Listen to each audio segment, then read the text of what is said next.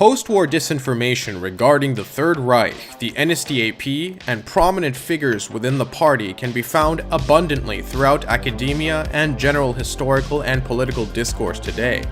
Often the origins of all fabricated, out-of-context, and exaggerated claims can be traced back to organizations like the OSS, which later became the CIA, KGB, or even the FBI.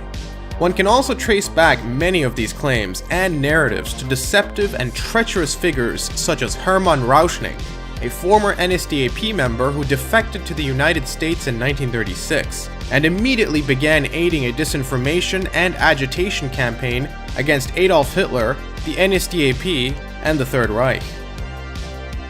In this video, we will focus on perhaps the most despicable National Socialist political figure of the 20th century, a man by the name of Otto Strasser, a figure so vile in his treachery that his own brother, Gregor Strasser, submitted his name on a political enemy list to Adolf Hitler.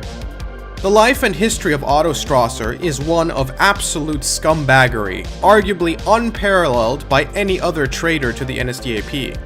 Without further delay, I present to you a reading of The Divide, Hitler and Strasser. When people think of the obscure idea of Strasserism, they think of it as a more radical left-wing element within the Nazi Party that is usually considered as the socialist political opponent to Hitler by some Nazis, leftists, and yes, even some historians. It's normally explained to have been a more anti-capitalist variant of the ideology, so I've decided to explain what the actual divide between Hitler and Otto Strasser was, for those who say Hitler wasn't a socialist, but Otto was. I'd like to instead correct the record on this topic. Unfortunately for those who believe this, in 1919, Gottfried Feder, the Nazi socialist economist who also wrote the official party program, delivered a lecture that drew Hitler into the Nazi Party. Hitler had an interest in Feder's economic positions, so this obviously should show us an obvious socialist side in Hitler. Gregor Strasser took part in the beer hall putsch with Hitler, and after it failed, he was briefly imprisoned. On his release, he sold his apothecary shop and used the money to devote himself wholly to the Nazi Party. Gregor Strasser moved to North Germany, where he quickly became one of the most important figures in the Sturmabteilung, or the SA. He developed a large following and became a leader of the North Wing of the NSDAP. Gregor was also a committed socialist who believed in undiluted socialist principles. In that same year, Gregor invited Otto to dine with him, Adolf Hitler, and General Ludendorff. Otto Strasser was impressed by Ludendorff, and the two got along well. However, when it came to Hitler, Hitler criticized Otto for taking part in the suppression of the Kapp-Putsch. The two would continue to argue until Ludendorff stepped in and sided with Otto Strasser and Hitler stopped arguing. Then they started to argue again, this time over war, Jews, and socialism. Ludendorff ended up stepping in again. Hitler ended up telling Gregor that, quote, "I'm afraid I'll never get along well with this intellectual brother of yours," end quote. Otto decided to join the NSDAP in 1925, but when he joined the party, it was completely disorganized due to the failure of the beer hall putsch, which caused many of the National Socialist leadership to be arrested and the party to be banned for a brief period of time. The section of the NSDAP that Otto joined was the northern section of the party, which was led by his brother Gregor. Julius Streicher was kicked out of the party because of his so-called vulgar anti-Semitism by Otto. Otto was the main editor and owner of the party's northern magazine called Arbeitsblatt. Otto's magazine advocated for redistribution of land, nationalization, strikes, agrarianism, anti-imperialism, class war, and a form of democratic National Socialism. Otto also began to work with the upcoming figure of the Nazi Party, Joseph Goebbels, who was sympathetic with many of Otto's ideas, and even helped Otto and Gregor write the new Strasser program, which was supposed to replace the original 25 points of the NSDAP, which they saw as vague and outdated. They also wanted to limit the power of the leader. All seemed well at first, but things would start to change.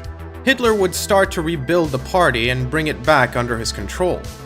Unlike before the beer hall putsch, when Hitler advocated for a more socialist platform and violent revolution, Hitler now took a more pragmatic and electoral approach than before, along with trying to win over sections of the nationalist bourgeoisie class to his cause. This caused Hitler to strike down the Strasser program, which angered the Strasser brothers, and even Goebbels was somewhat upset. Hitler claimed it was too mild and lacked a folkish spirit. Hitler also saw the program as a threat to his own power inside the party, as it limited his authority. Gregor Strasser and Otto Strasser opposed Hitler's policy of trying to win the support of the country's major industrialists.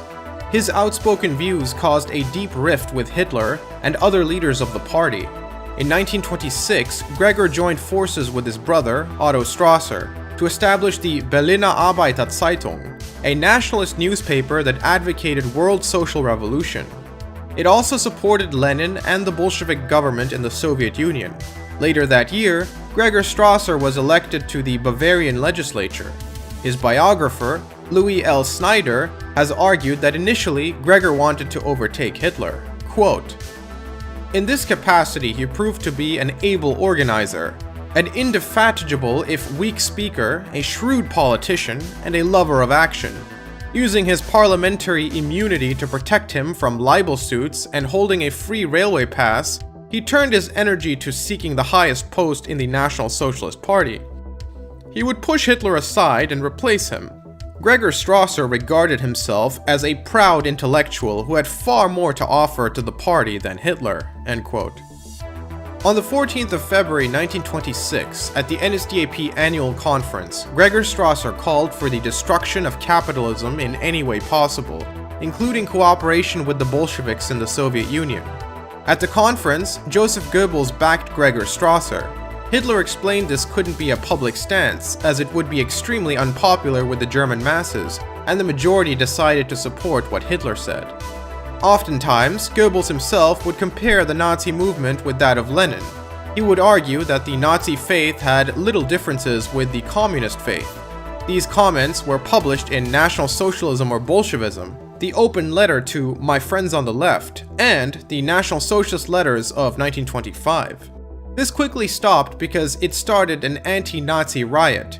The media attacked the Nazis as being communists. Hitler had to have it quelled down, proving Hitler right.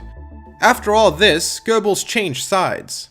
From this point on, Gregor Strasser began to call Goebbels, quote, "the scheming dwarf." Moreover, it's normally characteristic for people to bring up that both Hitler and the Strasser brothers disagreed on the nature of property relations. With these two quotes, we can see why this was the case. Quote, "Do you think I'd be as crazy as to destroy German heavy industry? Those producers worked their way to the top by their own merits, and because of this process of selection, which proves that they are an elite, they have the right to lead." End quote. Quote, "We are socialist enemies, mortal enemies of the present capitalist economic system with its exploitation of the economically weak, with its injustice in wages, with its immoral evaluation of individuals according to wealth and money instead of responsibility and achievement. And we are determined under all circumstances to abolish this system. And with my inclination to practical action, it seems obvious to me that we have put a better, more just, more moral system in its place. One which, as it were, has arms and legs, and better arms and legs than the present one." End quote. However, in the proper context, this is not a real distinction. The only times Hitler denied nationalization for private property was during elections or when he tried to attain funding from the industrialists, which was largely unsuccessful. However, Hitler also said this, quote, "The basic principle of my party's economic program should be made perfectly clear, and that is the principle of authority.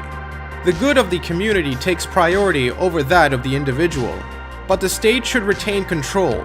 Every owner should feel himself to be an agent of the state. It is his duty not to misuse his possession to the detriment of the state or the interests of his fellow countrymen. That is the overriding point. The Third Reich will always retain the right to control property owners. If you say that the bourgeoisie is tearing its hairs over the question of private property, that does not affect me in the least. Does the bourgeoisie expect some consideration from me? Today's bourgeoisie is rotten to the core. It has no ideals anymore. All it wants is to earn money, and so it does me what damage it can. The bourgeois press does me damage too, and would like to co-sign me and my movement to the devil." End quote. Both the Strasser brothers and Hitler himself attacked private property as a privilege. This doesn't mean you have to destroy all industries like Otto wanted. Gregor advocated respect for most private property. He maintained that properties must be both social and subject to the needs of the nation.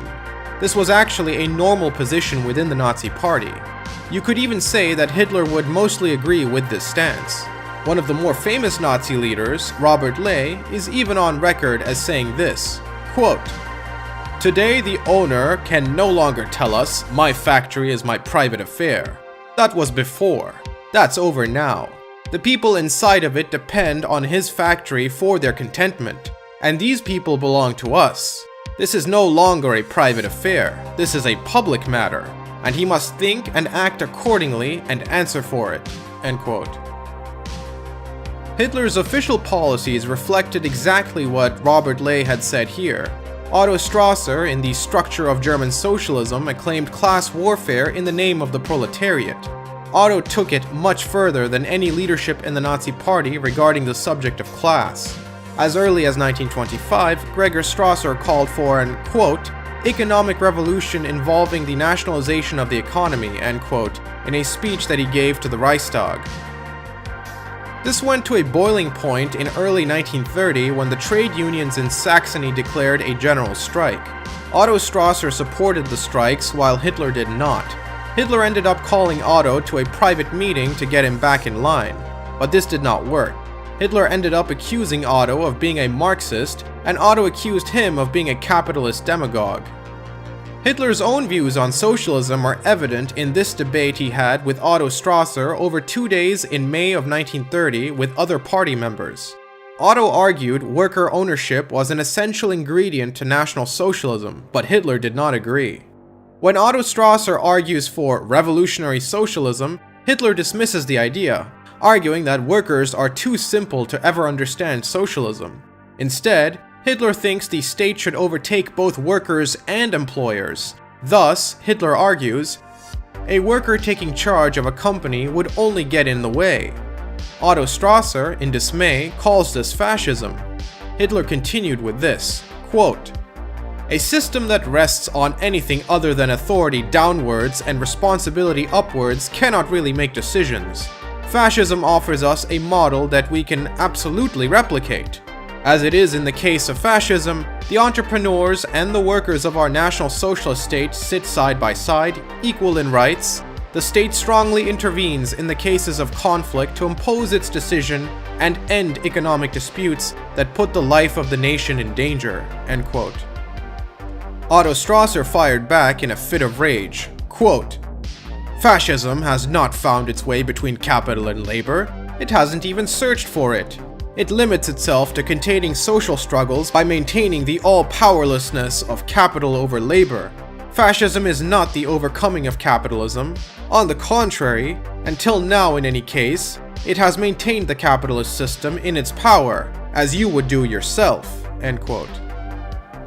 Hans Röpke, who joined the Nazi Party in 1930 and was a party economist, agreed with Hitler, arguing that corporatism was the essence of National Socialist economics, and another economist, Max Frauendorfer, agreed.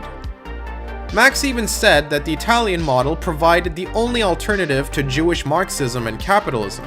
Even Gregor Strasser sided with Hitler against his own brother on this issue. Otto Strasser loathed what was said, and Erich Koch, who agreed with Otto, yelled, quote, "We are not fascists, we are socialists," end quote. In this debate, Otto also defended modern art as a, quote, "precious and youthful force." Hitler called him a degenerate and an intellectual white Jew, and proceeded to argue that true art is a platonic beauty that was in forms, thus making it infallible, divine, and objective. Gregor, after his famous debate, developed a rift with his own brother Otto. This gives us a more clear picture as to what the actual differences are. Otto Strasser was not a fascist, but a guild socialist. Hitler's main focus with National Socialism was driven by the state like fascism was. Fascist economics was the system of corporatism. Corporatism is a nationalized form of syndicalism and was therefore reliant on the trade union model. The Nazis historically implemented exactly this with their state-integrated trade union, the German Labor Front. This even contributes to the fact that the privatization that was done went to the hands of party members, not just random individuals with no ideological commitments, or, as the Nazi economic recovery argues, was done temporarily to finance rearmament. Meaning, it's private in name only, and is actually a state-backed monopoly. Adam Tooze argued in his book, The Wages of Destruction, that Hitler's form of state socialism is what attracted many to the party and eventually began to win Gregor's loyalty. Quote, "The Nazis, who invoked a corporatist conception of workplace organization as part of their larger plans for the creation of a corporate social order, or ständischer Aufbau, the Nazi leaders of the DAF reformulated their corporatist plans for ständischer Aufbau in relation to the industrial working place during the summer and fall of 1933, in ways that accommodated demands for autonomy and employer prerogative emanating from the ranks of German heavy industry. After 1933, corporatist references to occupational estates and the workers' community, combined with racial concerns about the worker's body, individual performance, and the social and biological reproductive functions of the working class family to shape ideological discourses about work and newly reconfigured factory regimes during the Nazi era. Bioracial corporatist terms and assumptions figured centrally in the writings and policies of Nazi physicians and scientists, industrial sociologists and efficiency experts, and DAF functionaries. They also constituted the core of racialist definitions of work, occupational hierarchies, and social order in the much vaunted performance community, or Leistungsgemeinschaft, of the Third Reich. This was visible, for example, in the rationalized industrial workplaces of the automotive firm Daimler-Benz, at the electrical firm Siemens, and in the plans for the National Socialist model factory of the Volkswagen concern. Most historians of corporatist ideology and Nazism have focused on the corporatisms of small producers, such as German retailers and shop owners, with their calls for guild-like organizations and guarantees of state protection. Indeed, Hitler and several other Nazi leaders including Gottfried Feder, Otto Wilhelm Wagner, Gregor Strasser, and Max Frauendorfer were attracted to dirigist corporatist solutions to class conflict and the volatility of capitalist economies, especially to the neo-romantic theories of the Viennese professor of political economy Ottmar Spahn." End quote. As I said, the brothers both began drifting apart because of this economic distinction. Gregor gradually accepted the party line and declared his loyalty to Hitler.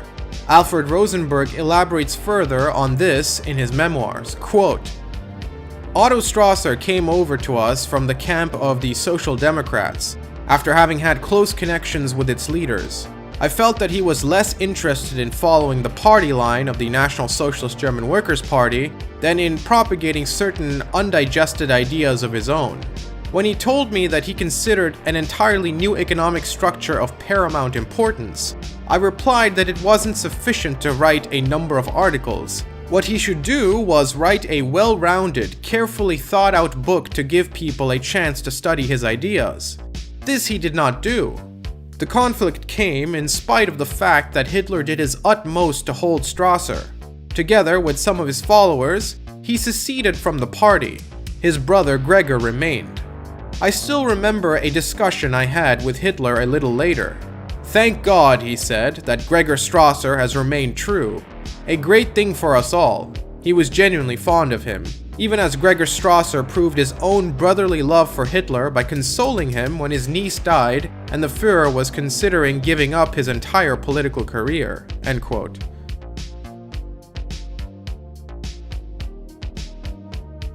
Otto Strasser placed himself onto an economic framework of guild socialism with influences in Catholic distributionism.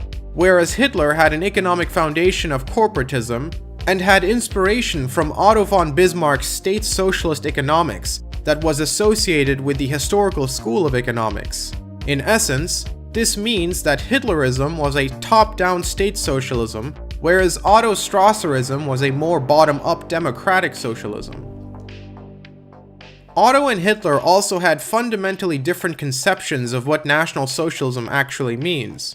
National Socialism, according to Hitler, must follow the Führerprinzip. Otto Strasser objected to this as a lack of democracy and argued that limitations upon the leader of the party were a necessity. Hitler argued in response to Otto that the leader must have absolute authority for absolute accountability. Hitler's views considered it as the only way to inculcate discipline within society, and it was needed for the national idea to be fulfilled. Old and young, an entire folk, always ready to play their part. Once a month, all of Germany eats a simple stew, even the Führer and his propaganda ministers. The money saved is given to the needy. After the difficult ups and downs of the Weimar Republic, an entirely new feeling pervades society. The Volksgemeinschaft is the carrot proffered by dictatorship. All appear equal. Old class rules no longer apply. In place of social inequalities is a unified society ready to make sacrifices. All know whom they have to thank for this, their Führer. Propaganda turned Hitler into the great hope. The Führer as redeemer and savior. This topos was already predefined long before Hitler appeared on stage. Hitler's art consisted only in giving credibility to the propaganda that he was the coming Führer. A surrogate monarch, perfectly placed into focus, who tolerates no dissent and impels every individual to fall into line unconditionally. National Socialism, according to Otto Strasser, was a perfected version of socialism. National in its scope, as opposed to Marxist internationalism, and was conforming to natural aspects of human nature like localism and democracy, with an adherence to worker ownership of the means of production. In Hitler's version of National Socialism, socialism was German and focused on the commonwealth of everyday Germans as a group of people united as one based entirely on their race. The concept of the folk community underlined all of the National Socialist project. Much like the basic idea of fascism, a word that stems from the Italian word for a bundle of rods tied together tightly, National Socialism was intended to tie Germans together under one leader, Hitler, the Führer via the state. The intention was to make race synonymous with the state. Hitler's issue was that the state and race historically in Germany were different concepts, so National Socialism had to blend them both together into a singular concept. Whereas Otto supported them being separate, that way autonomy of Germanic regions could be maintained, thus, in his view, protecting organic cultural identities. In early 1932, Otto Wagner put together a new Wirtschaftsprogramm, but through Feder's protestations, it was never made official, and every copy printed was stamped for internal use only. This was replaced by Gregor Strasser's immediate economic program, which was based on Gregor Strasser's work and bread speech, and is what the party took to the July election. That itself was withdrawn in September, supposedly because Hitler felt it was seen as too radical and might be a barrier to his negotiations to become chancellor. It was replaced by the Aufbauprogramm, which was primarily Feder's work. Gregor then created a party syndicate which advocated for the creation of a national pension system, similar to the Solidarity Fund created by the NSDAP, which had already had good results. This idea was supported by both Robert Ley and Hitler. The Strasser brothers, like many in the party, wished to appeal to the communists, hoping to radicalize them from the Marxist camp, something Hitler actually supported. For those curious to what Hitler thinks, look to page 328 of Mein Kampf. In some cities, the numeric strength of party-switching communists to Nazism was estimated to be quite large. Rudolf Diels, the head of the Gestapo from 1933 to 1934, reported that 70% of new SA recruits had been communists in the city of Berlin. The historian Konrad Haydn was one of the first to document this phenomena in his 1936 book, A Biography, remarking that in the Sturmabteilung, it was a bunch of beefsteaks, meaning brown Nazis on the outside, but red communists on the inside. Hitler approved of Gregor Strasser's new organizational strategy, which helped the Nazis make a great leap from being a marginal fringe party to a mass popular movement with a presence throughout Germany. The NSDAP appealed to the lower classes and their tendencies towards socialism. Gregor helped form good relations with some minor industrialists. Then Gregor announced a new economic development regarding trade. Autarky was to be reduced significantly, although protectionism for agricultural and German products was still defended. Foreign trade was emphasized. To overcome massive unemployment, he proposed that Germany should renounce the gold standard, nationalize the banks, and issue public works. These ideas were strongly supported by Hitler, Wagner, Feder, and Ley. This was, in fact, the official Nazi policy during its economic recovery. Before Hitler, Germany had been deep in economic depression. Before Hitler, unemployment had stood at 7 million. Before Hitler, Germany was a democracy, but too many parties had split the vote, so governments were weak and unable to solve the crisis. Hitler offered dictatorship, all power in the hands of one man. And Germany was quick to accept Hitler's terms. Unemployment's absurd. People say we are civilized, and yet millions of people are out of work. What is that? That's sick. No one should be denied the right to work, and neither should anyone who can work be allowed to be lazy. Work and bread. These are the Führer's blessings.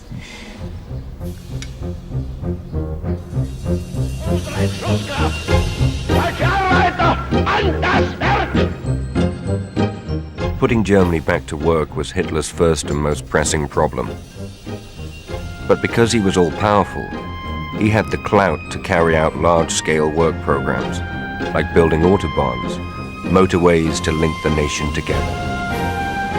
By 1935, unemployment had fallen to just 2 million. By 1939, it was gone.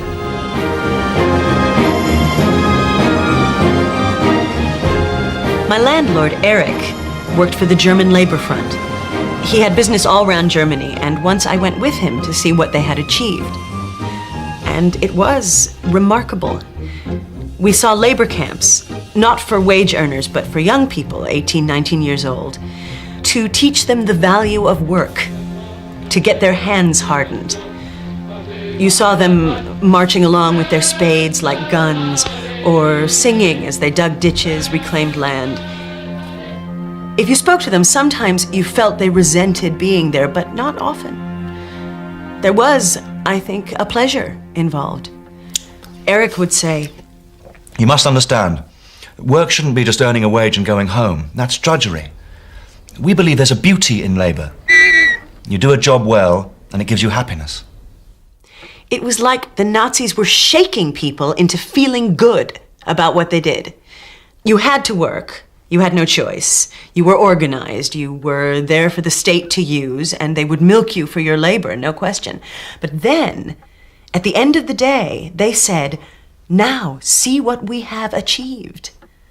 And it was pretty impressive.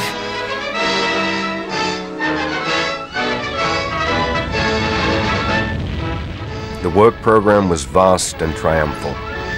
Hitler had promised a Germany reborn. He said he was building for a state to last for 1,000 years. He'd rebuild Berlin on a magnificent scale. There'd be an assembly hall in every city, a swimming bath in every village, a house and garden and car for every worker. There was to be no more industrial conflict. Trade unions were banned, and all workers had to join a Nazi labor front. In the Depression, unemployment had reached 30%.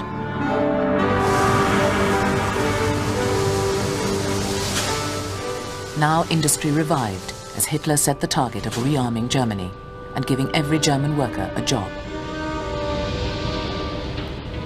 The party looked for support in every factory.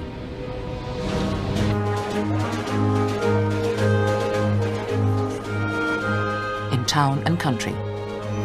Ich habe die Energie und die Zähigkeit gehabt von den damaligen 1000 Mann. Help went to the farmers, many driven bankrupt in the Depression. 14 Millionen zu machen und ich werde aus den 14 Millionen die 20 und die 30 Millionen machen.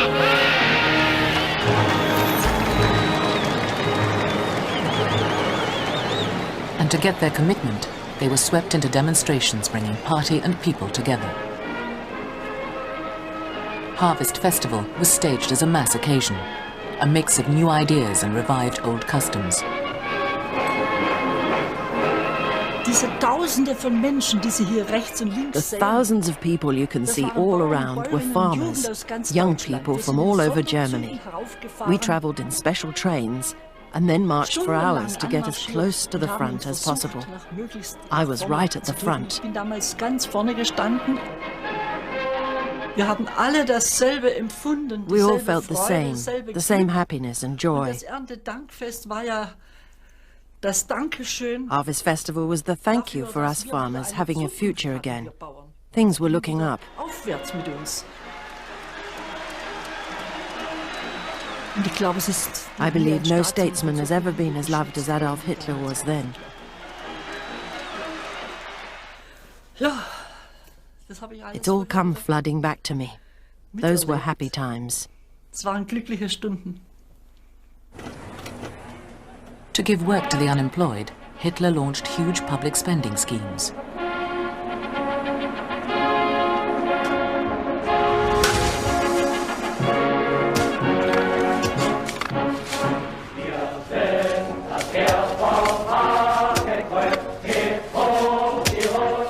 Two and a half thousand miles of Autobahn were announced, linking major cities.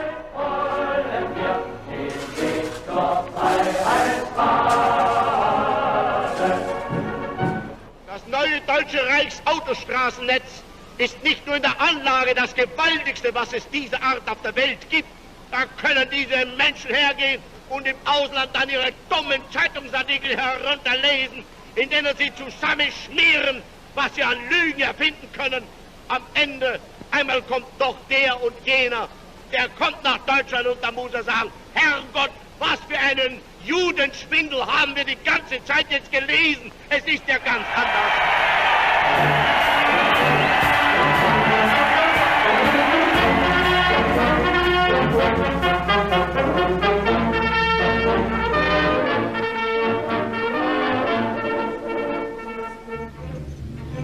Ich habe dann auch als einer der ersten, I was one of the first radio reporters to drive on the Autobahn. There were thousands and thousands of people watching with great excitement. Tausende und Zehntausende von Menschen in einer jubelnden Begeisterung. Ich habe das natürlich auch klar und deutlich Of course, I reported that it was a great achievement which we should be proud of and which would be repeated. dass das eben auch so weitergehen wird, ja. In the propaganda, the road builders were held up as an example of National Socialism in action. Unsere Rundfunkfreunde hören lieber von eurem Schaffen. So? Dann sagen Sie ihnen aber, dass wir Brücken bauen, wie sie noch nie da waren. Ja. Und dass das, was wir bauen, auch hebt, waren wir noch 100 Jahre. Like Goebbels had earlier, Gregor Strasser finally accepted all of Hitler's arguments for pragmatism, and in return they received promotions. Gregor was appointed as propaganda leader of the NSDAP, and Goebbels became Gauleiter, that would be the regional leader of Berlin. Eventually, things came to a head, and Otto refused to comply with Hitler's will, whereupon Hitler ordered Goebbels to expel him and the, quote, Salon Bolsheviks, as he called them. Claiming that he was the true National Socialist, Otto Strasser formed a splinter party called the Union of Revolutionary National Socialists, or the Black Front. Otto Strasser now attacked Hitler as, quote, the betrayer of the revolution. Otto, with 5,000 of his followers, officially left the NSDAP and published an article called The Socialists Leave the NSDAP, which lays down their grievances and problems with the direction the party was going in. It cited imperialism, vulgar anti-Semitism, and capitalist direction as reasons. While Otto was able to get a sizable number of people to follow him out of the party, unfortunately for him, he was not able to get any major leaders to leave the party with him. Not even his own brother Gregor supported him, and the two would not speak again until 1933. Otto Strasser was never able to gain much voting strength, and when Hitler gained power, he fled to Prague. In 1931, he was behind the SA mutiny in Berlin, where many SA men who were former communists were led by the Berlin SA chief, Captain Walter Stennes, who later in life became a Soviet spy. Stennes was advised and encouraged in the revolt by Otto Strasser. The authors James and Suzanne Poole reached the conclusion that, quote, "The evidence indicates that Stennes was financed by several important industrialists who were intent on destroying the Nazis," end quote. Otto Strasser himself admits in his book, Flight from Terror, that the foremost financial backers to Walter Stennes were Jewish multimillionaires, steel and coal industrialist Otto Wolff, and the Jewish banker Paul Silverberg. Money also came from the major German industrialist Hermann Bücher. They wished to keep Hitler out of power by any means necessary. Hitler, by personal intervention on the spot, quickly swung the great bulk of the SA men away from Stennes and Otto. In Otto's own words, the Jews and capitalist bourgeois class were proven to be the paymasters of the Otto Strasser-Walter Stennes plot in 1931. One of the accusations leveled against the NSDAP and Hitler by the Black Front was that they took bribes from German industrialists Krupp, Thyssen, etc., but today we know that the NSDAP never received anything but small amounts of money from capitalists, mostly from the nationalist-minded steel magnate Emil Kirdorf. Aber diese ununterbrochene Entrückung lehnen wir ab. Und die Entbehrung ertragen wir nicht. Bei Diktaten wirken wir nicht mit. Wir mögen ein Diktat als Diktat oktroyieren. Es soll aber aus diesen Opfern heraus bei uns die Entschlossenheit kommen, der einst mit den Verantwortlichen an diesen Opfern ein unerbittliches Gericht zu halten.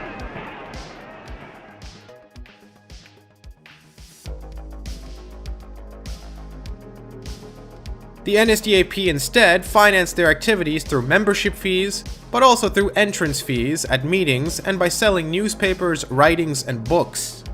The Black Front, on the other hand, received support from much more nefarious sources, from Jewish capital like Silverberg and Wolff.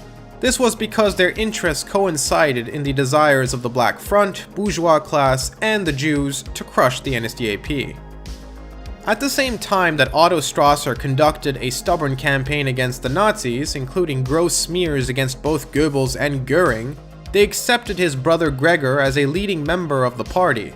The newspapers under Otto's control cautiously and cunningly criticized Hitler. For example, National Socialism is bigger than Hitler, etc. Goebbels wrote in his diary about Gregor, quote, "Strasser, unlike other leaders, was treated well by an otherwise hate-filled press," end quote. This, if anything, was serious evidence that something was severely wrong with Gregor Strasser too. Intense pressure was put on Gregor for his suspicion. So in 1932, Gregor wrote a letter to his brother who he hadn't spoken to after he left the Nazi party. Gregor said this to Otto, quote, "I am unable to meet you. You are highly dangerous for your friends and a tonic for your enemies. Your articles have harmed me enormously. Everything which I had brought up for discussion in respectable circles fell largely on deaf ears because you, quite wrongly, gave the impression that I was in touch undercover with you," end quote. Paul von Hindenburg wanted Kurt von Schleicher to become chancellor and invited Gregor to be his deputy. Schleicher, like Hindenburg, was hoping to use Gregor as a move to disrupt Hitler's party. Adolf Hitler challenged the move, claiming it was an attempt to create a split in the NSDAP. He also accused Gregor of being a traitor. In order to maintain party unity and to prove his innocence, Gregor resigned from all party positions and found work in a large chemical firm, with Hitler's approval on the condition that he stop all political activity. Gregor left politics completely during this time. Ernst Hanfstengel here explains the strategy being used against Hitler. Quote, "His plan was to split off the Strasser wing of the Nazi Party in a final effort to find a majority with the Weimar Socialists and Center. The idea was by no means so ill-conceived, and amidst the momentary demoralization and confusion in the Nazi ranks, very nearly came off." End quote. What Otto Strasser could do, Adolf Hitler could do 5 times better. Hitler was able to hold bigger rallies and win seats in government, along with being able to infiltrate the Black Front a lot better than the Black Front could infiltrate the NSDAP. They were able to break up meetings, discover plots against the NSDAP, and even jumped Otto at one point, albeit Otto pulled out a pistol, making them back off. It was not long until Hitler came to power in 1933, becoming Chancellor and then President of Germany in 1934. One of the first actions Hitler took was to ban the Black Front, and thus Otto Strasser went into hiding. But before doing so, Otto ordered that the remaining members of the Black Front were to infiltrate the NSDAP and prepare for the revolution which never came, and many of his followers were in fact later caught. They were immediately sent to concentration camps with communists and social democrats.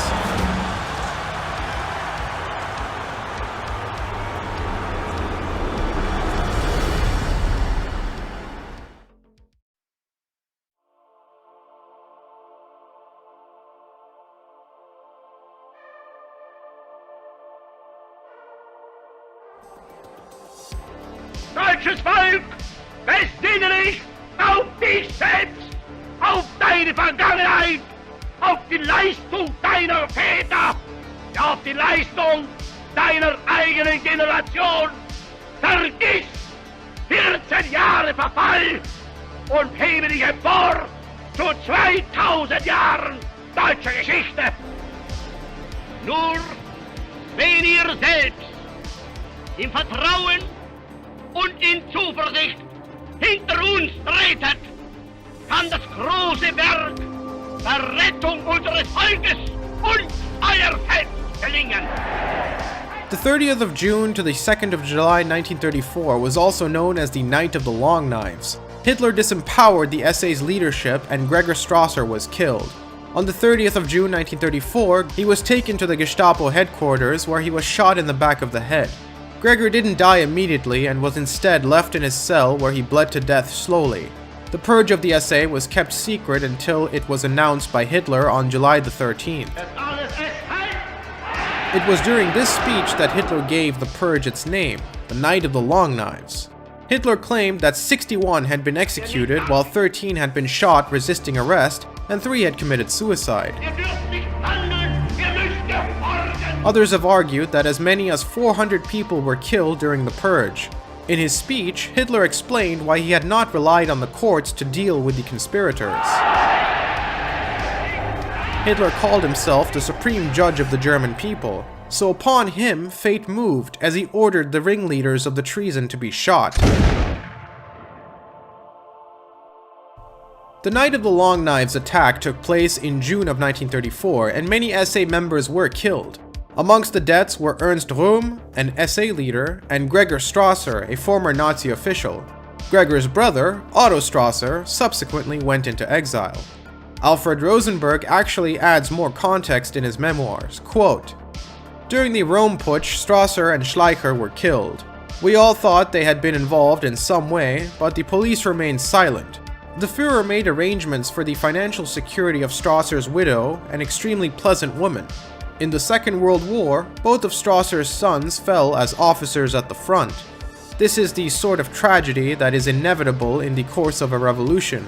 Whenever I think of Strasser as he was in those days, I see before my eyes his tall figure and his light, kind eyes. I remember his generosity and, occasionally, also that apparent uncertainty which eventually led him to his doom. As the Führer told me later, he had intended to make Strasser his Secretary of the Interior. In that case, many things might have taken a different turn." End quote. Moreover, David Irving in The Warpath adds more context to what Rosenberg wrote, quote, "Much had in fact happened that unsettled Hitler.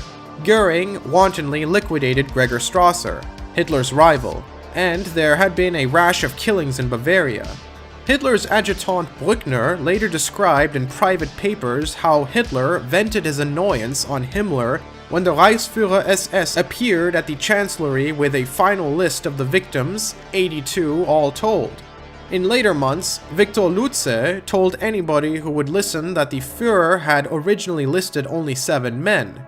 He had offered Röhm suicide, and when Röhm declined his offer, Hitler had him shot too. Hitler's 7 had become 17, the 17 then 82." End quote. According to Peter Stachura's biography of Gregor Strasser, he had meetings with Hitler sometime in late 1933 and early 1934 with discussions about him joining the new government. Alfred Rosenberg's memoirs, as I've shown, supports this. Himmler and Goering were the ones who drew up death lists. They were the ones who wanted Gregor dead. Gregor was slated to be either Minister of Economics, Minister of Labor, or Minister of the Interior, all of these being major roles within the party. This even destroys the myth that Gregor died because he was a socialist. He died because both Goering and Himmler viewed him as a threat to their own power in the party. After all, Gregor was the biggest critic of the two when he was still in the party. Another obscure but interesting fact regarding Gregor's death is that upon hearing it, Hitler reportedly, from Rosenberg, went into an extreme fit of rage. Moreover, if Gregor's death was not related to economics, then this is given further validation by the fact that Robert Ley, who was arguably the most left-wing person in the Nazi Party, lived and was in fact made leader of the German Labor Front, the Nazi government's national trade union. So why would Gregor die for being a socialist if another more radical socialist, Robert Ley, wasn't killed for the same reason? You can even extend this to figures like Joseph Goebbels or even Gottfried Feder. Otto Strasser went on to collaborate with communist and Jewish groups in his Black Front from 1930 to 1934, when they were trying to split the NSDAP. In early 1931, Otto Strasser's breakaway party, the Black Front, attempted to join the communist Antifa group, or Antifaschistische Aktion. Otto then cooperated with the British Secret Intelligence Service, the SIS, also known as MI6, which confirms that he was a true traitor. Sefton Delmer, the British expert in black propaganda during World War II, and the man behind the black radio station Gustav Siegfried I, mentions in his autobiography, Trails Sinister, that one of his role models was a secret black propaganda radio transmitter in Czechoslovakia operated by Otto Strasser, the radio engineer Rudolf Formis, who had been forced to flee Germany after having been uncovered as a saboteur. From this secret radio station, the most grotesque lies about Hitler and others were spread. It should be mentioned here that many of the hoaxes about sexual perversion among leading National Socialists stem from Otto Strasser. Otto's black radio transmitter was financed by Jews and was operated under the protection of the government in Czechoslovakia. Otto Strasser even told the OSS that Hitler had forced Gaily Raubal to urinate and defecate on him. This being a complete and total lie that's never been backed by evidence.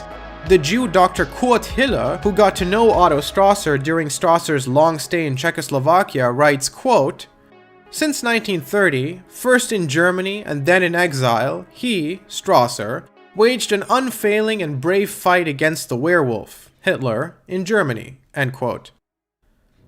The Jew Fritz Max Kain writes in his book Men Against Hitler that he, in his role of leading the German resistance against Hitler, met regularly with Otto Strasser during the course of his fight against National Socialist Germany. Otto Strasser's contacts with the Jewish Interior Minister of France in the beginning of the war should also be mentioned in this context. As I've mentioned before, Otto wanted a confederatized Germany fragmented into small regional areas with autonomy, and big industry was perceived as a threat to that. Otto wanted to destroy the Prussian-dominated culture because it had a direct monopoly on power, as the state was extremely hierarchical in structure. This being of the biggest problems to Hitler due to him wanting to dissolve all regional differences to create a more centralized German state. In fact, in 1930, Otto Strasser cited the NSDAP's inconsistent stance on federalism as one of the major reasons for leaving the party, meaning one of the major disagreements with Otto, besides the Jewish question, economics, and race realism, was on the issue of federalism. An entire country falls into step, freely or under coercion. Hitler seeks the total dictatorship. This requires domination over the whole of society. In other words, the elimination or equalization of all social associations and groups. Starting in 1933, all segments of the state, society, and economy are gradually brought into line. The biggest obstacle for Hitler is the sovereignty of the regional states. This is repealed bit by bit, and in 1934, finally transferred to the Reich by law. Reichsstatthalter assume the leadership roles of the individual states. Groß Reinemachen. The civil service is made to reflect the new state. By law, Jewish or politically unpopular civil servants are removed from state service. The trade unions, organizations consisting of millions of workers and employees, represent a particularly serious threat in the eyes of the National Socialists. On May 2, 1933, they are disbanded throughout Germany. SA troops lay waste to trade union halls. They arrest functionaries and burn records.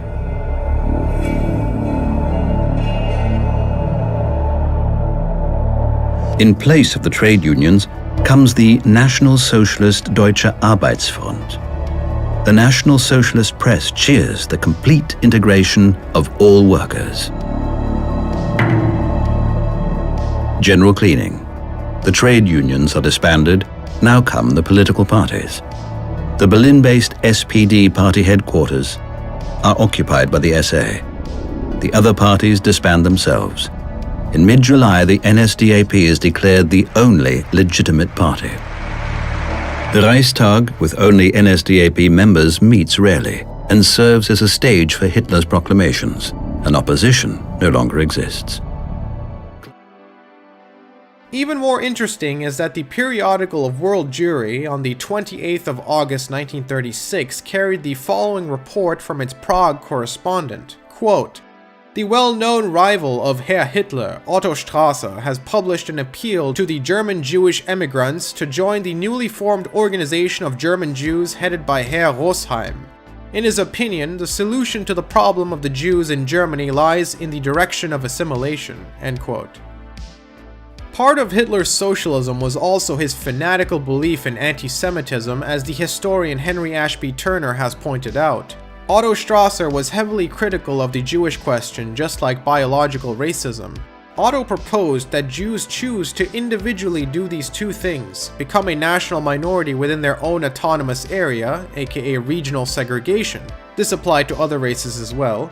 Or fully assimilate into Germany, renouncing their religion in the process, therefore becoming Christian instead. This is of course a huge deviation from Hitler's views, who instead wanted them deported from Germany. Otto Strasser tended to look at Jews like any other race. If they have consistent cultural interaction, this leads to problems. In other words, get rid of the culture and you'll end the internal conflict.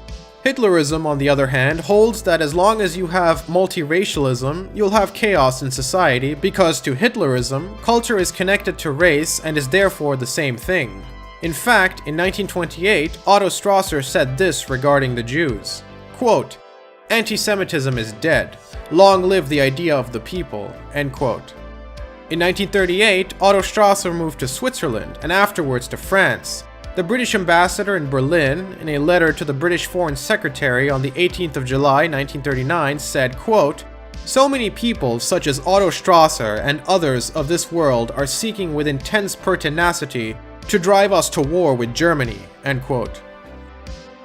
According to W.J. West in The Truth Betrayed, at the time of the Burgerbrau Keller bomb plot in November of 1939, which failed to kill Hitler as intended, and which the German authorities held to have been masterminded by the British secret services working through Otto Strasser, There were, in fact, very strong links between Strasser and the British authorities through Sir Robert Vansittart, the quote, permanent head of the Foreign Office and later chief diplomatic advisor to the government, who in October of 1939 recommended to the Foreign Secretary Otto Strasser and Hermann Rauschning, another defector responsible for a volume of lies entitled Hitler Speaks, exposed by Swiss historian Wolfgang Hennel.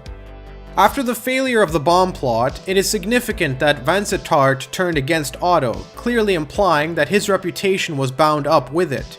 Material from Otto Strasser went to make up the book Der Führer, which was issued in the name of Konrad Haydn, which, along with Rauschning, was used in formulating the indictment of the International Military Tribunal at Nuremberg, whereby leading Germans were put to death.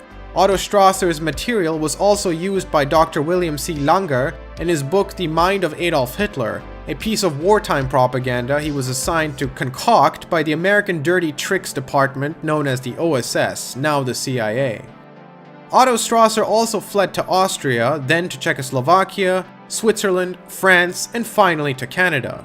During this time, outside of Germany, Otto gave lectures and speeches against the regime, along with trying to organize whatever was left of his Black Front organization.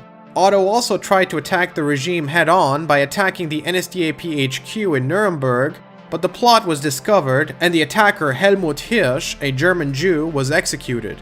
Nazi agents also tried to capture Otto several times, but he always escaped. He even collaborated with both the Austrian and Czechoslovakian government, but he would later be told to leave due to the NSDAP's pressures and imminent invasion by Germany.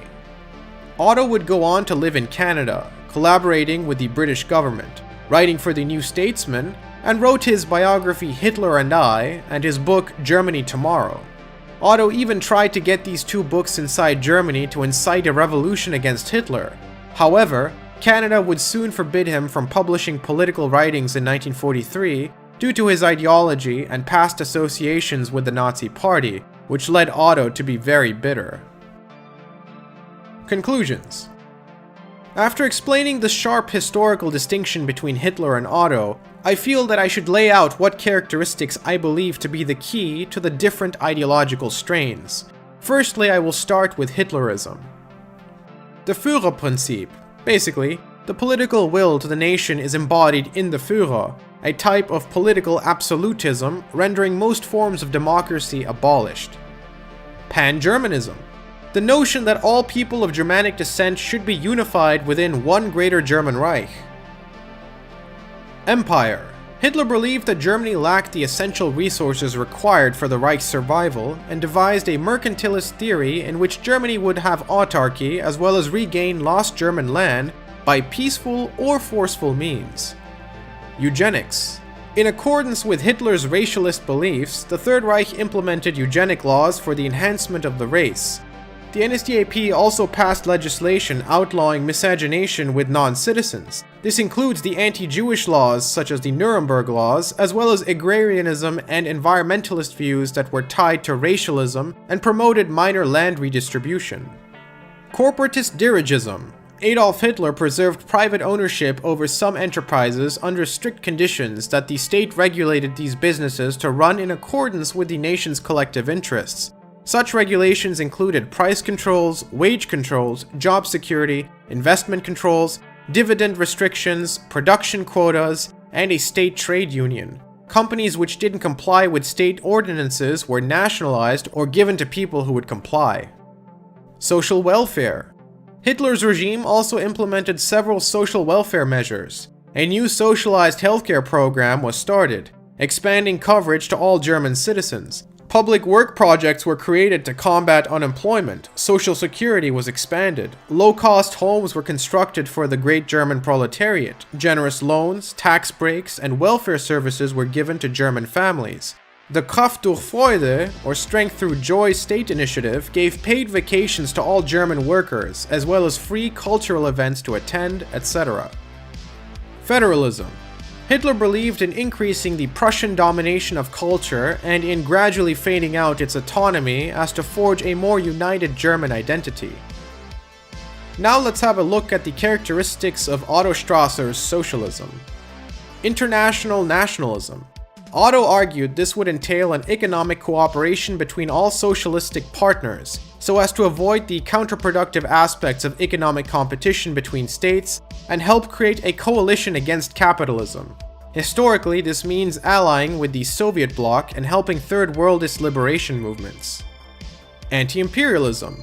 Otto believed in the right to self-determination for all races, cultures, and states. Confederacy. Otto promoted the decentralization of Germany, turning the nation into several distinct regions which would be self-governing autonomous communities, though all regions would practice the same guild socialist economic model and German culture. This included a Grand Council that placed checks and balances onto the executive. Guild socialization. Otto promoted the outright collectivization of the means of production. Similar to Hitler's corporatism, guilds were to govern their workplaces and regions, with state oversight to ensure such businesses were acting in accordance with nationalist interests. The bourgeoisie class was to be abolished in the new socialist mode of production. Finance capital was also to be nationalized by the state. Land reform. Otto promoted extreme land expropriation of the large landed estates of the aristocracy, middle class, industrialists, and military in Germany, with the land to be redistributed to the people. All land would be owned by the state, but family farmers would be granted hereditary title to the plots of land. The farms would remain in the possession of each family until such a time as the family no longer had a descendant willing to farm the land. Anti-racism and anti-anti-Semitism. Otto believed race, like the Jewish problem, to be a purely cultural phenomena that could easily be dealt with by assimilation or regional autonomy. When the Strasserists did engage in anti-Semitism, it was only from a class perspective. After explaining what makes them different, in my own personal views, I think that if Otto Strasser had his way, National Socialism would never have taken power, for he would have disrupted its appeal, frightening off essential support. No sensible person will really credit him with the ability to succeed, as Hitler did, in winning and holding the hearts of a nation. Otto always aggravated Nazi leadership and therefore was always a subversive. National Socialism, properly understood, has never been a mere combination of socialism with nationalism. This is where Strasserism falls short completely. It is derived from the conception of the national folk community as a strong belief that this racial kinship justifies and decrees radical social justice, and thus the belief is strengthened by the leadership principle. Again, derived from its racial belief that private property must be subject to national regulation and supervision to ensure that its productive efficacy is fairly distributed and in accordance with national requirements. But it has never accepted the idea that nationalization of property is the only and necessary means to adequate social justice, any more than it has been prepared to tolerate the anarchic iniquity of liberal capitalism as the only answer. I'd even go as far as to argue that Hitler viewed private property as a privilege, as did many others in the party. The argument that Hitler dogmatically defended private property or that Hitler was a capitalist is a false distinction promoted by the uneducated or subversives spreading false information. Hitler always stood for reconciliation under a strong state, not conflict of private and public interests. Even according to the Jewish Marxist economist Richard Wolff, Hitler, by his own interpretation, still followed one strain of socialism, as did Otto. Moreover, these various quotes from The Vampire Economy by the communist economist Günther Reimann show the reality for business under the Nazis. Günther preserved these letters from businessmen, and this is what they say. Quote, "I must confess that I think as most German businessmen do, who today fear National Socialism as much as they did communism in 1932. But there is a distinction. In 1932, the fear of communism was a phantom. Today, National Socialism is a terrible reality. Business friends of mine are convinced that it will be the turn of the white Jews, which means us, Aryan businessmen. After the Jews have been expropriated, the difference between this and the Russian system is much less than you think, despite the fact that we are still independent businessmen." End quote. Quote, "You have no idea how far state control goes and how much power the Nazi representatives have over our work. In this aspect, they certainly differ from the former social democratic officials. These Nazi radicals think of nothing except distributing the wealth. Some businessmen have even started studying Marxist theories so that they will have a better understanding of the present economic system." End quote. Quote, "You cannot imagine how taxation has increased, yet everyone is afraid to complain about it. The new state loans are nothing but confiscation of private property, because no one believes that the government will ever make repayment, not even pay interest after the first few years." End quote. Quote, "The old type of capitalist who adheres to the traditional concepts of property rights is doomed to failure under fascism." End quote. After World War II, Otto Strasser was invited to join the DDR, the East German Communist government, but he refused. Other former Nazis like Bruno Ficke and Otto Ernst Riemer were enthusiastic about the DDR, who saw in working with the Soviet Union the possibility of reinventing and reviving National Socialism. Otto didn't join the DDR, however, as they were integrating Hitlerists into the government. This was something he personally found to be completely repugnant. Once Otto got back to West Germany, he created his own party called the German Social Union, but it did not go anywhere and fell apart in 1962. Otto also took part in the European Social Movement and the National European Party, parties that advocated for a unified European state which included various nationalist and fascist parties such as Oswald Mosley's Union Movement, Jean Europe, the Italian Social Movement, and the Socialist Reich Party. Otto would constantly debate other members such as Oswald Mosley on foreign policy, with Otto taking a more pro-Soviet stance, and argued with some that the Holocaust happened. Otto would also have contact with Jean-François Saint-Tirard, a man with similar ideas to Otto who would later go on to influence Alexander Dugin. Otto also had contact with a London-based Jockeyite group. Otto Strasser, throughout the remainder of his life, would try defending his ideas and actions along with distancing himself from Hitler's National Socialism. It would not be until after his death that some nationalist circles would take on some of his ideas, such as the Other Russia. Otto Strasser died of natural causes in March of 1974, outliving most of the NSDAP leadership and his rivals, but hardly as influential as the others. This is more of a small historical caveat, but I do feel it's necessary to mention. Some wrongly call Strasserism a form of National Bolshevism. Though Otto did have connections with Karl Otto Patel, the leader of the German National Bolshevik Party via Ernst Jünger, Patel was not particularly fond of Otto ideologically. Both of them didn't like Hitler or fascism, but Otto was also still disliked by Patel. Patel believed Otto was promoting a form of feudal socialism and was therefore an anti-scientific fool. Patel even argued that, quote, "all the problems Strasser has with Marx would be solved by reading Marx," end quote, in the National Bolshevik Manifesto of 1933. Moreover, Patel was a pagan supremacist and called Hitler a political Catholic. He also called Otto Strasser a Jew worshipper. Patel went on to say the following, quote, "They must free themselves from the shackles of Christianity, which stunts their heroism and makes them susceptible to enslavement by Rome," end quote. Otto also tried to collaborate with some inside the conservative revolution like Ernst Jünger, Kurt Hiller, and the National Bolshevik thinker Karl Otto Patel and Ernst Niekesch against Hitler, but this largely failed. Otto Strasser did not believe in dialectical materialism or internationalism, which are core components of Marxism. Patel found this extremely distasteful. While Otto Strasser did associate with Karl Otto Patel for a time, Patel would criticize him for wanting a German confederation, and instead Patel argued that Hitler was more correct for wanting a strong German federalist state. Patel also disliked Otto's extreme agrarianism, as it would destroy almost all German industry. Patel, who followed Marxist economic ideas, found this to be extremely deadly for Germany and instead supported more industrialization. Many today tend to think that Strasserism was the only variation of left-wing socialistic ideas in the Nazi Party, but this is not true, as more radical socialists in the NSDAP like Rudolf Jung, Robert Ley, Gottfried Feder, and Joseph Goebbels remained loyal to Hitler and influenced Nazi government policy strongly. The Strasserists of today, in my opinion, wrongly accused Hitler of becoming a tool of big business, and betraying his cause and his followers.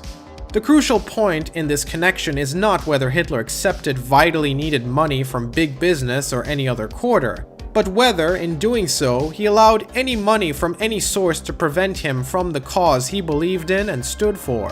And the answer to this, from any sensible survey, must be an emphatic no.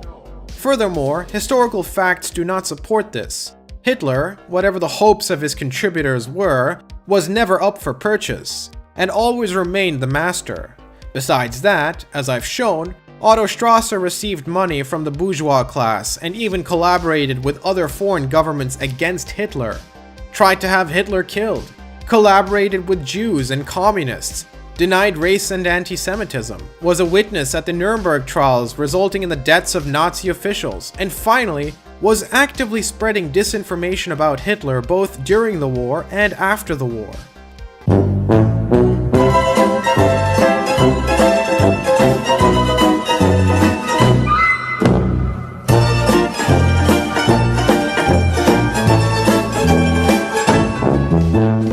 Hitler, from what I understand, was going to push Germany into a new republican state with both a state and parliament gradually after the war. This included a council to elect the next executive who would have unlimited power like himself. This can be found in both the book Hitler's Table Talks and Hitler a Confidant for those interested in the topic. Roger Griffin's account in The Nature of Fascism asserted that both brothers were divided on the question of loyalty to the NSDAP. Quote, Gregor Strasser remained faithful to Nazism while his brother Otto was its bitter critic, end quote. From this in-depth analysis, we can correctly see that Gregor Strasser was a martyr of National Socialism and was loyal to Hitler, meaning it's fundamentally immoral in my view for Hitlerists to celebrate his death. Otto Strasser, on the other hand, was a true traitor. The only reason why Otto Strasser's socialism is considered a form of National Socialism is because of some shared origins along with advocating for a form of nationalism and socialism. But in reality, beyond these superficial similarities, they were completely different things. Gregor being on Otto's side the entire time is largely built on a legend, a myth, one that Otto seems to have originally been responsible for, and that gullible people have kept propagating ever since. The idea that there was this united wing of leftist good guys within the NSDAP who could have prevented all the nastiness if they'd won out, it's really a lot like Trotskyism in this case. Otto was so focused on his own legend that he was thoughtless about how it would affect others. Even decades after the war, he was still writing about Gregor as if they were in total ideological agreement, but in reality they weren't. Otto even went as far as to begging Gregor's widow to let him use his brother's ashes for propaganda. She declined and asked him not to use Gregor's death for political ends, yet he still used his brother's death to his advantage politically anyway.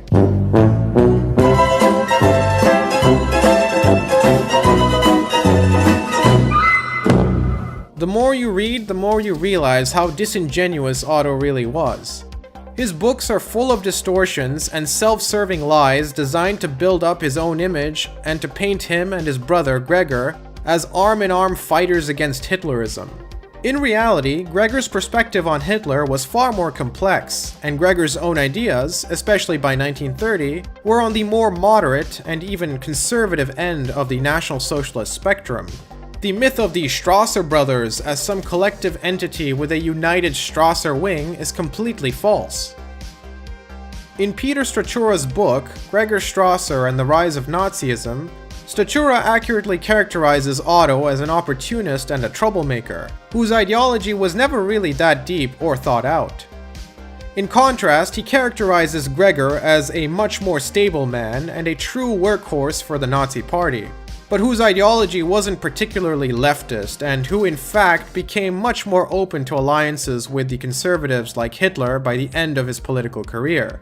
Stachura seems to also believe, like myself, that there was no real identifiable Strasser bloc within Nazism, and that Otto basically lied about Gregor supporting him post-expulsion. His support was minimal, and he's only known because he made a lot of noise besides having a famous brother. Maybe if Otto had restrained himself from lying about Gregor, his brother would have managed to make it out alive. Unfortunately, this is all speculation on my end. The sad reality now is that one good man, Gregor Strasser, is forever tainted by the actions of his fool of a brother Otto, and is now relegated to being an insult by uneducated Hitlerites, or is wrapped into a false idol by Otto acolytes. I'll now end this with a final quote. Quote, "One more word about our relationship with Marxist socialism. We are not only separated from Jewish-born and Jewish-led Marxism by our fervent national attitude, but we are different from it by something even deeper: rejection of the materialist worldview. We, for whom personality is everything, we hate the homogenizing mass delusion of Marxist ideology from the depths of our soul. Socialism is not the rule of the masses, the leveling of performance and wages. Rather, socialism is instead that deeply Prussian, German service to the whole, out of recognition that each individual is a part, a deeply connected part of this whole. The hate-filled envy of legitimately acquired property is as alien to we National Socialists as is hollow contrarianism against leadership. But this property must not consist of plundered national assets, and this leadership must not consist of profit-driven rule over the economic life and the death of the workers." End quote. So I want to devote this program to going over with you the three major ways this idea of socialism is understood, because those ways are relevant today. Those ways are fighting it out amongst themselves in terms of the allegiance and feelings and thoughts of people around the world. And they're going to shape our future. So here's the first one. In this view, socialism has to do with the government. That's right. The government is to come in and regulate, control a private capitalist economy. That's right. An economy governed by private enterprises owned by private citizens who trade with one another in an institution called the market, where they buy and sell their labor, their work, their products, their services. That's right, it's a capitalist economy, private enterprise, markets, but one in which the government is brought in. Some people mean socialism by that. And they mean particularly that the government is brought in a certain way. Number one, the government is to regulate what the private enterprises do so that they are less self-serving, profit-oriented, and are more socially concerned. That's why minimum wage is something socialists always supported. Many of them want there to be limits on how much prices can be raised by corporations or how much profits can be earned by them. And the second reason socialists want the government to come in is to redistribute wealth, because capitalism has this tendency to concentrate wealth in very few hands and deprive the mass of people. So the socialists want the government to come in using taxes and using government spending to do a bit of redistribution, to equalize a system that turns unequal very quickly. So for these people, socialism means that the government comes in, regulates and taxes to make what we might call capitalism, because it leaves business in the hands of private enterprises and markets, but we could call it capitalism with a humane face, capitalism with a certain welfare focus, the welfare of all the people. And here are some examples. Denmark, Norway, Germany, Italy, France. Those countries are often referred to as socialist. Their governments are often governments of socialist parties, and that's what those parties mean, that they will have the government do this regulating and redistributing. That's one concept of socialism around the world. It's pretty close to what Bernie Sanders means in the United States, or what Jeremy Corbyn means in Great Britain. But here's the second one. In the second view, this first one doesn't go far enough. Because yes, the government comes in and controls things and redistributes, but it's in a perpetual war which the government often loses with those very private enterprises who try to get around the government regulation, who try to get around the government taxation. We're all familiar with those examples of companies, for example, Amazon, which has earned billions in profits the last 2 years and paid absolutely no taxes to the United States government. Indeed, this last year, they're getting a refund in excess of $100 million. So we know that private corporations do everything in their power to use their profits, to use their political power, to undo, to evade all of those socialistic regulations and redistributions. And this has led some socialists to say you have to go further. It isn't enough to regulate and redistribute. The government should, here we go, directly take over the enterprises. There shouldn't be private enterprises because those will always be run for the profit of the private owner. If you want the economy to serve everybody, then the agent of everybody, the government that we all elect, at least in theory, should take over and run the businesses so they behave in the way that's good for everybody, and there isn't this perpetual war between a regulating government and private enterprise. And the same argument says we shouldn't allow the market to decide who gets what, because a market always delivers whatever is scarce to the people with the most money. It's an institution for those who are rich and who stay that way by using the market. So these socialists go further. The government should take over enterprises, literally own and operate the factories, stores, and offices, and instead of the market deciding who gets what, it should be planned in terms of what we want for the society as a whole. These kinds of socialists, after the 1920s, took the name communists to signal that they went further than the other socialists in order to take over, through the government, the apparatus of the economy. So some people mean by socialism government regulating a private capitalism to make it more humane, to make it less unequal. And other people say, no, socialism means, for them, that the government takes over the enterprise and plans the distribution of output rather than leaving it to the market. And this second group of socialists often, not always, but often takes the name communist to show how they're different from the first group. And in those kinds of examples, the Soviet Union, the People's Republic of China, and for parts of their history, Cuba, Vietnam, and so on, are examples. Now let's get to the third kind of socialism that's contesting in the world today. To become the important kind, to become the kind believed in and followed by most people, to win your interest as well. And this approach is in a way an evolution out of the other two. It's a kind of critical evolution because it is advanced by people who see some merits in the first kind of socialism, government regulation, the second kind, government operating enterprises, but say we don't think that's enough in one way and it's too much in the other. Here's how it's not enough. It's not enough because it doesn't change the workplace, the place where the mass of people do their economic thing, using their brains and muscles to transform objects into the goods and services we all need to live the lives we want to live. It doesn't change it enough. Meanwhile, it does something too much. It gives too much power to the government.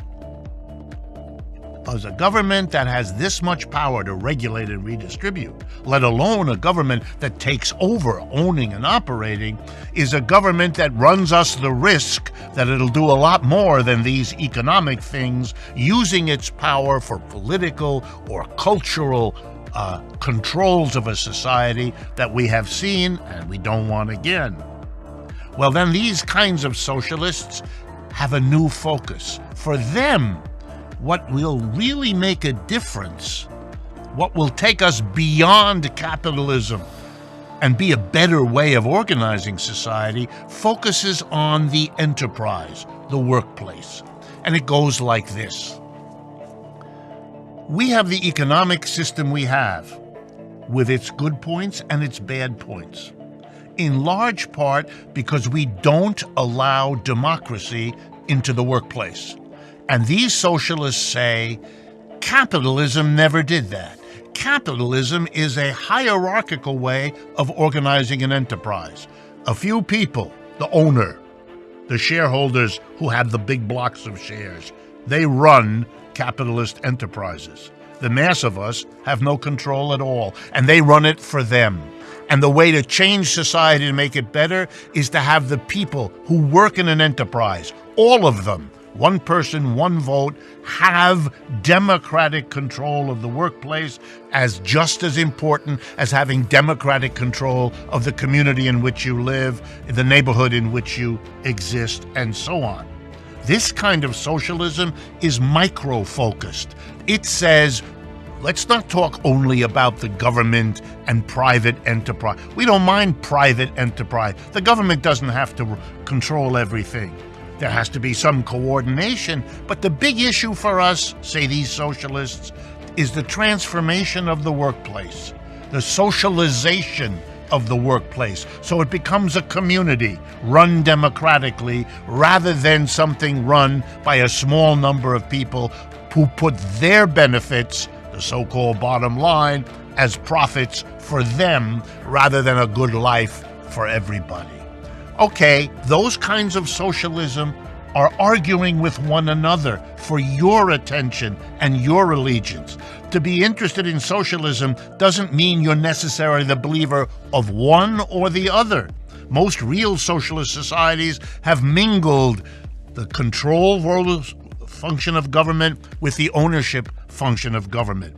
What most experiments have not done is really tried that other kind of socialism that revolutionizes the workplace, brings democracy to the workplace for the first time, and says that's the way to get beyond the limits of capitalism, its inequalities, its instabilities, its injustices.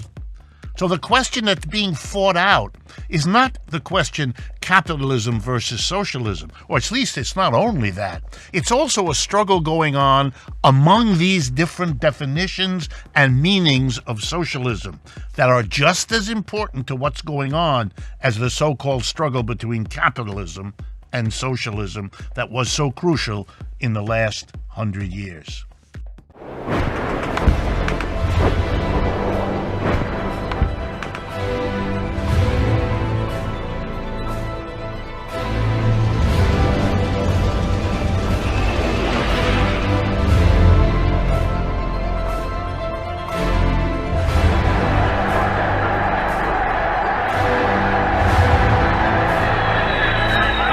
Scendiamo in campo